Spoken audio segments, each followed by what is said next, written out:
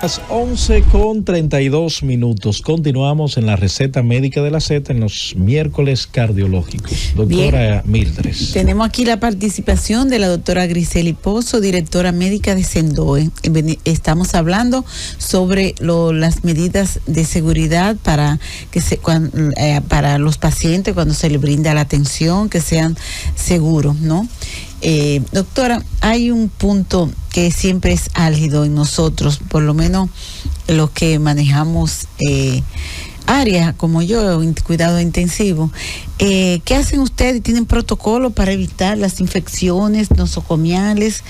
Un centro que va mucha gente, ¿no?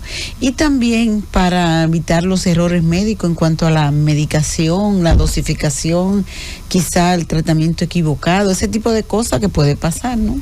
Yo voy a contestar las tres preguntas. Primero, la que dejamos en pausa. Sí, nuestra institución tiene políticas y tiene todo un programa de cuidado para sus colaboradores.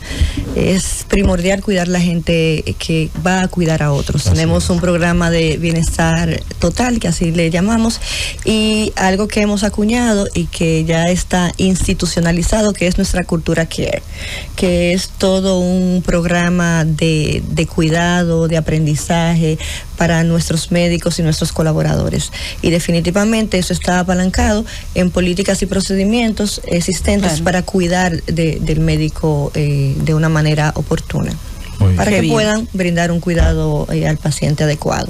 Lo segundo es, y las dos preguntas, doctora, se responden con metas internacionales de seguridad. Exacto. La quinta meta es evitar o limitar las infecciones asociadas a los servicios de salud. Y como intensivista sabemos que una estrategia inequívoca es el lavado de manos. Exacto. Es la estrategia de lavado de manos, que aunque parezca simple, es una de las estrategias que se nos plantea para disminuir el traspaso de infecciones en ese tipo de unidades críticas cerradas, y también a nivel general. Nosotros medimos este indicador en todas las áreas de Sendoe, en consulta, en la unidad de pie diabético, que es una unidad con bastante riesgo, claro, en nuestra unidad de hemodiálisis, y es un indicador que nos muestra esa adherencia que tiene nuestro personal para cumpliendo con esta medida que definitivamente salva vidas. Excelente. Bueno, pues no sé si hay alguna pregunta para la doctora, pero realmente, doctora, le damos las gracias, que usted nos vino a orientar sobre un tema que no es tan común que se maneje, tanto las instituciones, por lo menos públicamente, ¿no? Sí, porque vamos a estar claro. Es importante, lo felicitamos por esa iniciativa, yo diría, ¿no?, de que ustedes están avalados por un organismo internacional o acreditado, mejor dicho, como que el paciente que vaya tiene la seguridad de que se está manejando de acuerdo a protocolos internacionales de seguridad y de eficiencia. Así que muchísimas gracias, y los teléfonos de la receta médica y de esta Z101 son de ustedes. Muchísimas gracias, y recuerden que somos una institución que trata de mejorar cada día esa atención en pro de la gente, y que definitivamente estamos a su orden. Muchísimas ¿Cómo contactarse gracias con Sendoe y cómo seguirlo a través de las redes sociales, doctora? Nuestras líneas, el 809-741-0000, por ahí pueden contactar tanto... Repítalo, doctora. Sí, 809-741-0000. Eso es más fácil de aprender. Y en las redes, Sendoe. Sendoe, así. Exacto. Pues muchísimas gracias, doctora, ¿no? Bueno, un placer. Gracias y feliz día. Gracias a usted. Tenemos a otro interesantísimo invitado, doctora, sí, que usted nos va a presentar en este momento también con un interesante tema. Claro.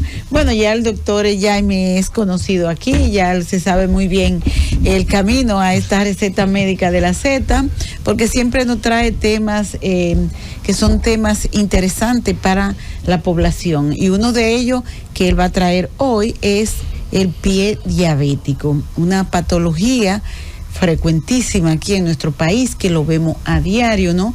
Dado el incremento de la diabetes en nuestro país, también con ello una de las complicaciones es justamente el pie diabético, que el doctor maneja a la perfección y viene justamente a orientar a la población en ese sentido. Buenos días, doctor Jaime. Para la Z es un placer tenerlo nuevamente aquí y vamos a iniciar que usted defina para el pueblo dominicano que no es médico y que no está escuchando, ¿qué es un pie diabético? Buenos días, Dios les bendiga primero que todo. Para mí es un placer estar nuevamente en este lugar compartiendo con ustedes este tema que es tan importante para la ciudadanía. ¿Por qué digo que es tan importante? Porque la diabetes realmente es una enfermedad que va en aumento todos los días. Incluso se planea que, se estima que para el 2050 cerca de la mitad de la población mundial probablemente sea diabética. Por ende, una de las complicaciones que presentan los diabéticos justamente es el pie diabético, que es como se define, como una complicación de la diabetes, que cursa justamente con alteraciones a nivel de los pies. La gente se preguntará, pero ¿por qué razón a nivel de los pies? ¿Cierto? Es que los pies son una de las extremidades que más riesgo corren. Uno, por la circulación, la circulación sanguínea, que justamente a nivel venoso específicamente viaja en contra de la gravedad. Y como nosotros como dominicanos generalmente a veces tenemos trabajos que son muy sedentarios o estacionarios, tenemos a tener alteraciones dentro de ese tipo de enfermedades. Pero también, aparte de eso, es que los pies están íntimamente en contacto con el suelo, el cual está provisto de muchas de las bacterias que posteriormente provocan infecciones en el mismo. Aunado a esto, el paciente diabético que tiene una sangre que es rica en azúcar, al estar así entonces tan rica en azúcar, le provee un caldo de cultivo, le provee, como quien dice, comida a esas bacterias para que esas bacterias proliferen y posteriormente provoquen una infección. O sea, que el hecho de que sea diabético, porque la gente tiene, no sé, al menos en el campo, la gente orinaba y decía que si era diabético, si se veían hormigas ahí alrededor de la orina. Exactamente, porque realmente por la carga de glucosa que se filtra a través de la orina. Pero en el pie diabético realmente hay, por decirlo así, cierto descuido. El paciente no tiene la cultura de evaluarse los pies, de mirar ni nada por el estilo, y tiene la cultura de llevarse de los médicos del pueblo. ¿A qué me refiero con los médicos del pueblo? Son aquellas personas que no son médicos, pero siempre viven diciendo, ponte esto, ponte lo otro. Y ya cuando llegan entonces a nuestra consulta, llegan bien complicados. Una de las tareas del cirujano de pie diabético, más específicamente, es evitar las amputaciones. ¿Por qué? Claro. Porque el evitar las amputaciones realmente le mejora la calidad de vida al paciente y a la familia completa. Y muchas veces las personas no entienden que el hecho de una persona estar amputada es una carga para la familia. Así la familia lo acoja de la manera que lo acoja, pero viene a ser una persona que ya no es hasta cierto punto, vamos a decir, útil para todo lo que anteriormente podía hacer. Hay otras personas que con su actitud sí pueden, consiguen prótesis y demás, pero no es la generalidad. ¿Se cura el pie diabético y en qué etapa va a requerir de amputación? El pie diabético, primero que todo, es prevenible. Okay. Todos los pacientes que son diabéticos, siempre y cuando vayan a la consulta y sobre todo realicen una profilaxis, es prevenible que llegue a una cirugía mayor como es la amputación. Ahora, ya cuando tenemos pacientes que tienen gangrena húmeda o seca, que tienen afectaciones vasculares, como en el caso de muchos de los pacientes que tienen una afectación arterial, sea por oclusión o por estenosis, ya en esos casos entonces, si no hay un seguimiento adecuado o el paciente llega en una etapa tardía, ya lamentablemente tendremos que recurrir a la amputación, sobre todo para salvaguardar la vida del paciente. Doctor, recientemente han surgido, según hemos estado investigando, sustancias, no sé si se menciona a los cubanos en eso, sustancias que evitan en un pie diabético que llegue a amputación. ¿Eso es cierto? ¿Y si lo tenemos aquí disponible en el país? Sí, aquí es disponible y es el factor de crecimiento epidérmico. Pero el asunto con esto es el costo del mismo. El costo. ¿Qué precio tiene una ampolla? ¿Cuánto se le pone? Si no mal recuerdo, está en $, y son miles. No sé específicamente las cantidades de miles, pero no es tan factible. Cuando tú no lo quieres decir es para que la gente no se ponga mala. Lo que pasa es que realmente el dato es un poquito oscuro, pero realmente el programa, hay programas dentro de las oficinas gubernamentales que cubren el medicamento. El problema también es el desconocimiento del paciente y cuando llegan en etapas tardías, es como a veces yo digo un ejemplo, lo muerto no vuelve a vivir. Si yo tengo un músculo que ya perdió vitalidad, que ya perdió función y demás cosas, es difícil recuperarlo. Hay pacientes que sí llegan a tiempo, pierden ciertos músculos, pero el resto se guarda y con esto crece tejido de granulación posterior al retiro del tejido infeccioso y puede volver a tener su miembro. Hay personas, yo tuve una paciente que tuvo una mordedura humana y diabética y ella... ¿Mordedura humana? Una mordedura humana. ¿De un perro o de un ratón? No, de una persona. La persona la mordió. La mordió en el quinto, en este dedo específicamente. Ay, porque ahí tenía rabia. Y esa persona, gracias a Dios, fueron algunas 5 intervenciones más una terapia llamada VAC, o sea, terapia asistida al vacío.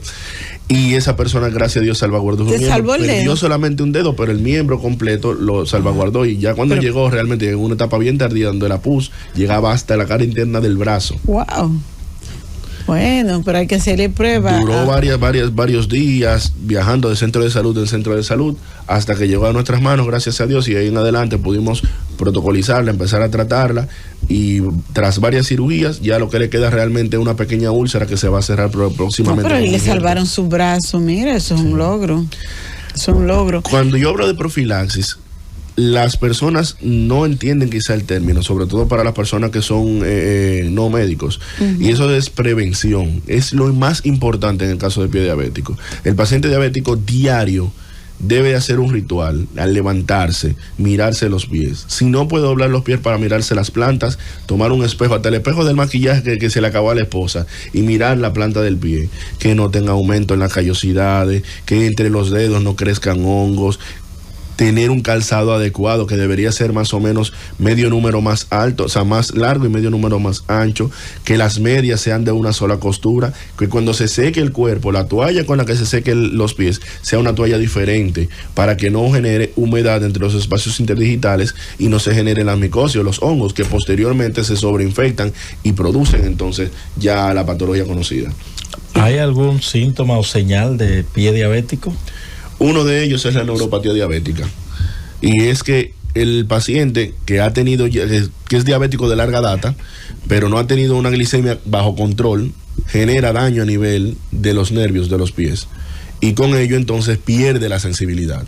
Muchas veces estos pacientes que pierden la sensibilidad caminando descalzo o con algún calzado que no sea el adecuado, pisan algún objeto cortante o punzante, se clavan, pero no sienten nada. Ya cuando llegan realmente, llegan es por el mal olor o la fetidez y es porque ya el pie realmente ha avanzado en el proceso infeccioso. Doctor, usted sabe que los dominicanos somos muy especiales y hay una medicina vernácula muy practicada en nuestros campos, ¿no? Yo como campesina, que soy originaria de Altamira, Puerto Plata, y yo recuerdo que los pacientes diabéticos allá le decían, claro, no frente al paciente, le decía que era un ingenio de caña, un ingenio de azúcar, era para significar que era diabético, ¿no? Porque nosotros quedamos cerca de esos ingenios de caña, de Llano de Pérez, de todos esos sitios de Inver, por ahí. Y entonces era una palabra muy común en los ingenios. Pero yo recuerdo que para esas heridas usaban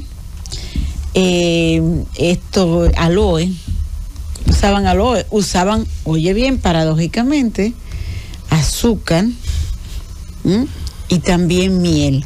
Que hay, de hecho, hay gente que a mí me ha dicho que se han curado con eso. Entonces, sabemos que no existen estudios de seguimiento, que son lo que a nosotros los médicos nos avalan de que ese producto es eficiente, los estudios, ¿no? Claro. Estudios científicos con muchos pacientes, por mucho tiempo.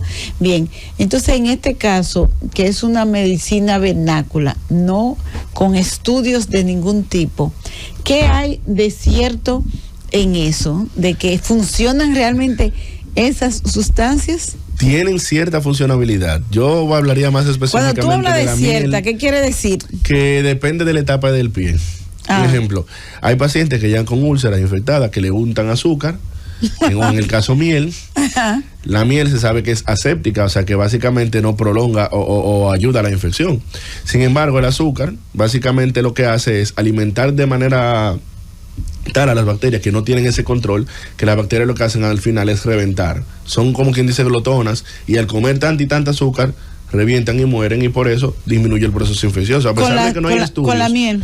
Con el azúcar. Con el azúcar de caña, el azúcar ordinaria que nosotros conocemos. La miel básicamente, exactamente. La miel básicamente lo que hace es evitar que se propague la infección al ser aséptica. El aloe es más para el tratamiento ya de la piel, propiamente dicho, para permitir la suavidad de la piel. Ya que, la sábila, ¿no? Exacto, ya que muchos pacientes... Dije el nombre científico, la sábila. Ya que muchos pacientes... guardan o salvaguardan el pie enrollándolo en algunos vendajes y demás, y se va acumulando la piel sobre piel ahí mismo, y no se ocurre lo que le llaman costras. El aloe permite que esas costras se ablanden y se puedan quitar, pero no es práctico hacer esa clase de cosas. Claro. O sea, ya la medicina de hoy realmente ha demostrado que hay muchos otros tratamientos que son mucho más efectivos y que ayudan mejor al paciente. Muy bien. Sí, bueno, pero bueno, en realidad yo te lo digo porque yo he visto casos de pacientes. No, eso es cultura popular. Hay personas, de hecho, que hay una sustancia que es muy vendida en el supermercado. ¿Cuál? Que es el Ubrenal. Que a los pacientes con quemadura, a los pacientes diabéticos, le dicen, ponte Ubrenal. ¿Y el Ubrenal qué es? Ese es el peor error que puede cometer un paciente. ¿Qué Ubrenal? El Ubrenal es un grupo de sustancias que contienen mentol y otras cosas que a la postre lo que producen es una quemadura química. Eso no es la bola de golpe. No. Y de hecho, el Ubrenal ni siquiera es para seres humanos, por eso se llama Ubrenal. Es para la vaca. Bueno. Ya que la epidermis, o sea, la piel de la ubre de la vaca es mucho más gruesa que la piel del ser humano, y por ende se trata como un antiinflamatorio tópico, pero en el caso del ser humano lo que produce es una quemadura. Y yo he visto muchos pacientes con Ubrenal llegando a la consulta que lo que da al final es pena, porque un paciente que pudo haber salvado el miembro al final termina en una amputación justamente por untar su Ubrenal. Bueno, vamos a tomar algunas llamadas. Yo te digo que yo veo mucho con bola de golpe que van donde mí y yo estoy loca, que le digo tráigame una bola de golpe para ver yo qué es. Un error garrafal, porque esas sustancias son muy quizá tiene mentol, que es muy rico cuando uno se lo pone en la piel, porque esa es la realidad. Ese fresquito es bueno. Sí, el problema es que como ellos la mayoría de veces pierden la sensibilidad, no se dan cuenta de la quemadura ya hasta que ven el miembro. Claro. 809-565-9101, 809-200-0101, llamadas internacionales al 855-221-0101. Si usted tiene alguna inquietud sobre el tema que está tratando el doctor, es momento de pie diabético.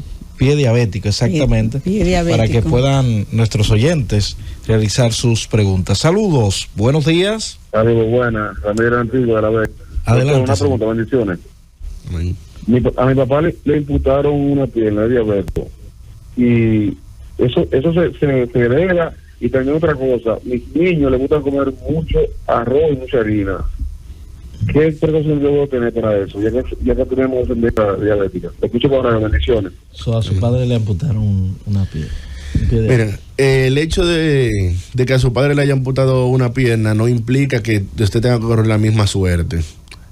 Ciertamente sí, la diabetes tiene un componente hereditario, pero no es el todo de la diabetes. Puede prevenirlo realmente con dieta y ejercicio, específicamente tratando de eliminar la mayoría de carbohidratos de la dieta y llevando una vida realmente activa. Porque aunque la diabetes tiene el componente hereditario, realmente la diabetes es multifactorial. Si usted es una persona que le gusta comer mucho, hace poco ejercicio y lleva una vida sedentaria y tiene el componente de que un familiar suyo directo, el papá, mamá, sea diabético, pues usted probablemente sí pueda tener diabetes. Ahora, si usted hace todo lo contrario, realmente es un poquito más difícil que sea diabético.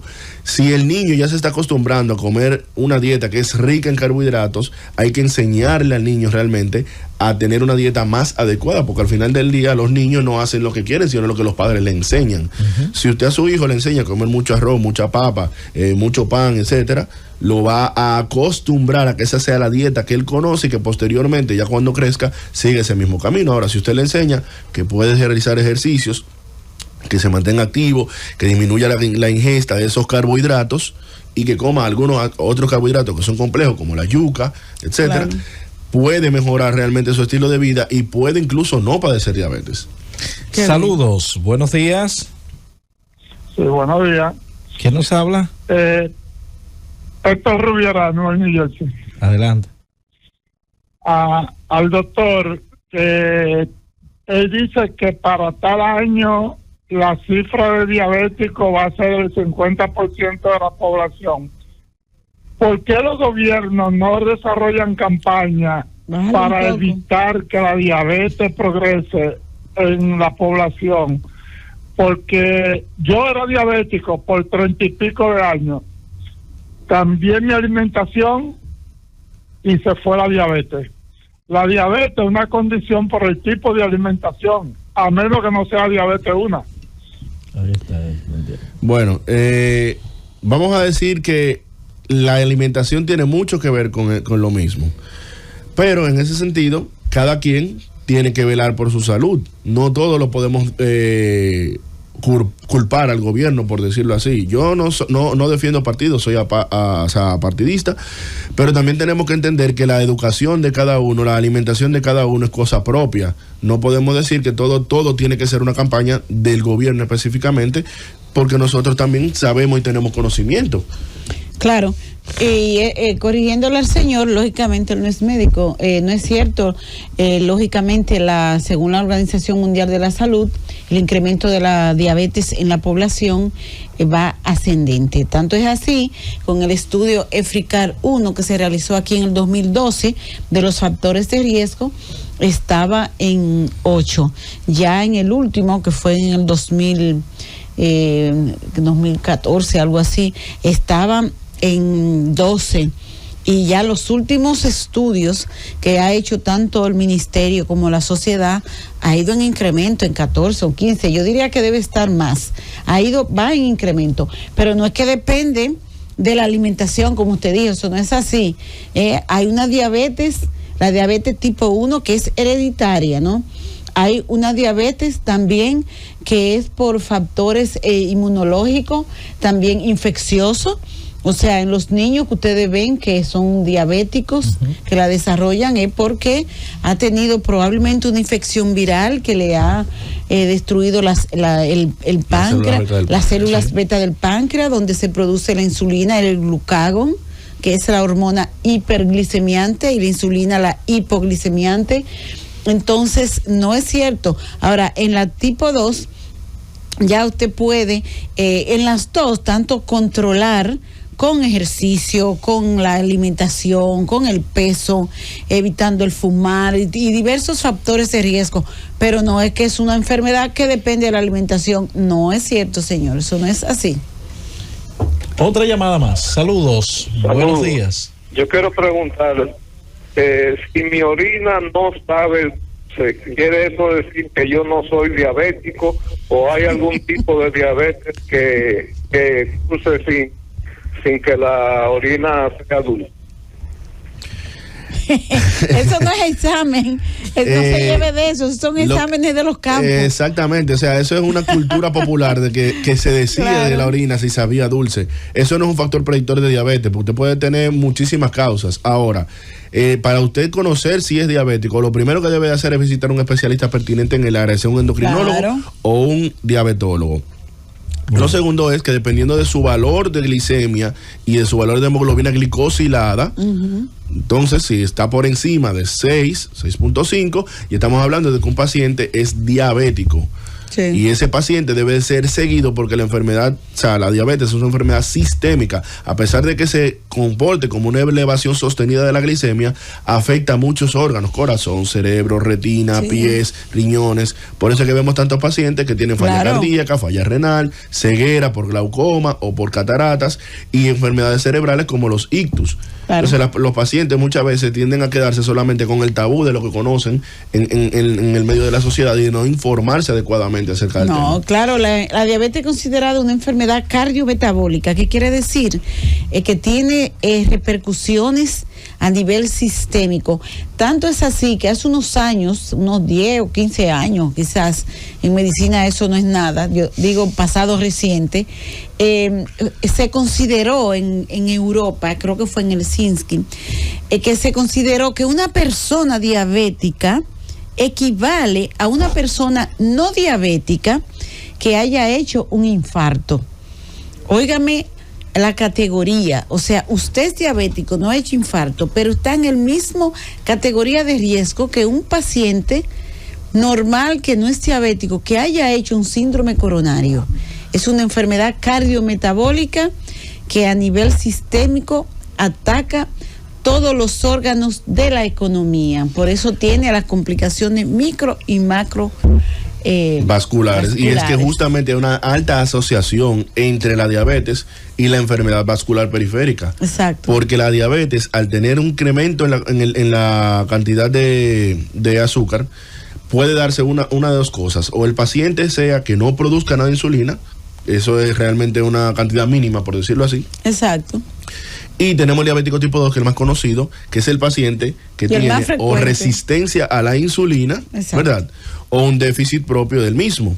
Ahora, ¿qué pasa? Sobre todo esos que son resistentes a la insulina pierde la capacidad o disminuye su capacidad o su efectividad en hacer que la glucosa o el azúcar entre a la célula, pero no pierde la capacidad de ser proteogénica ni lipogénica. ¿A qué me refiero con eso? No, de producir proteínas, incrementar la producción de grasa. Exacto. Y ese incremento de la producción de grasa, cuando viaja a través del torrente sanguíneo, se deposita en una túnica que conocemos como endotelio, o sea, debajo de ese endotelio, provocando que las arterias se vayan tapando. Y esto pasa a nivel de los pies, pasa a nivel del corazón, pasa a nivel del cerebro, y ahí entonces cuando vienen las complicaciones de los infartos, cuando vienen las complicaciones de que el pie se pone negro, que es una gangrena ya, porque se depositó tanta grasa, que es lo que se llama placa de ateroma, que se ocluyó la arteria o se tapó y no llega sangre. Al no llegar sangre, se gangrena el pie. Exacto. Doctora, llegamos al final del espacio por el día de hoy. Momento de despedirnos de nuestros oyentes. Gracias, Roberto. Bueno, gracias, Jaime, por asistir nuevamente a orientar a la población dominicana. Así que gracias, y queremos que tú digas dónde te pueden localizar las personas que quieran comunicarse contigo.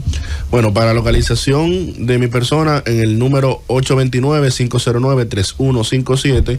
Prestamos servicios en el Instituto Dominicano de Cardiología, prestamos servicios también a nivel de la Clínica Rodríguez Santos, consultorio número 5, en espacio de martes y viernes a partir de las 2:30 de la tarde. Bueno, perfecto. Invitar a nuestros oyentes a permanecer en la sintonía porque en breve llega Z Deportes. Cundo, llévatelo.